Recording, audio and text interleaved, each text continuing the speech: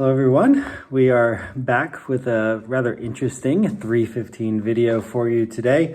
You might be wondering why it is so dark, and let me assure you it is not because I've neglected to pay our electric bill.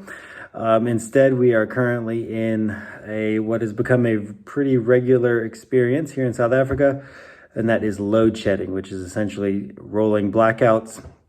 The national power utility, which is called Eskom here in South Africa, the nationalized power system, is, well, to put it quite frankly, chronically mismanaged, full of corruption and inefficiencies. Is currently in a labor strike and inability to source supply of inputs to generate electricity. About 85% of South Africa's electricity is generated with coal, and so trying to bring coal in and mine for coal and all that sort of stuff. Sometimes they bring it in from Mozambique and neighboring countries only to export it back to those countries, and all to the detriment of those that live here. And so when the system is under strain, as it is right now, significant strain, we have scheduled times when they shut off the power for certain sections of the national grid.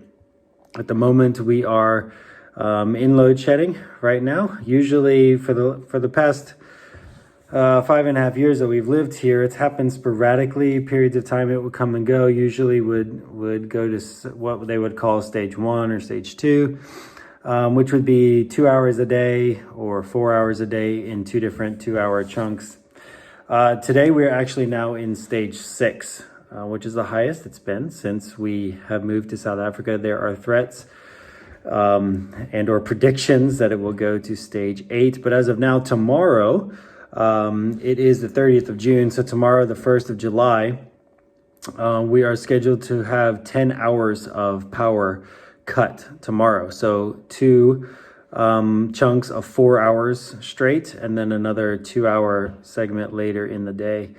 And so this has become a way of life. These solar rechargeable lanterns have become a way of life for us here. Of course, that, when the power shuts off, Wi-Fi goes down, the ability to do laundry, all that kind of stuff. So even if it's daylight, it still causes trouble. I mentioned when I gave you guys a tour of the Nyasnahoba building, 6Q, I mentioned that we had a full backup system. So that's a real blessing for that building to have a full solar powered battery backup system to run most everything in that building, so the ministries can continue there. But for most people in our homes, and for most businesses of any small to medium sized businesses, the power just comes to an end for certain segments of the day. Of course, this is a massive problem for the country. It puts severe strain on the economy as this has continued to increase and to become a more frequent thing with no end in sight, with no clear path forward as to how they are going to stabilize the electricity grid. Investment in this country, general economic favorability, confidence in the South African economy and in the markets here are continuing to deteriorate. And so that will cause the rand, our currency here, to continue to slide against the dollar, which, it's helpful for us as we convert dollars to rand for us personally, but it's very bad for the economy. And so that has knock-on effects throughout the entire system. And so other costs are increasing as these sort of things make their way, these impacts make their way through the economy. And so you can just add as this sort of macro level issue to your prayer list as you think of us. We have a comfortable home. We can weather the load shedding, better than many in the country. And so for that, we're very grateful. At the same time, it does cause issues, as you can imagine. So it's just one of these things about living here in this particular country. This is not that common around the world. And so we thought it would be interesting to share this sort of phenomenon with you, and get you a real taste of what life is like here on the ground in the dark, here in South Africa. So I hope you enjoyed that. As always, continue to check out our 315 initiative videos. We'd love to have you jump on board with new support.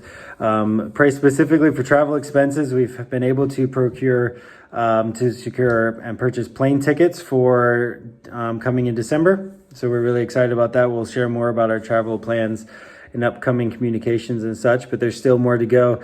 The cost to rent a van for the 2.5 months or so that we'll be there in the States will be about $1,200. So we're still needing to source that kind of funding for that.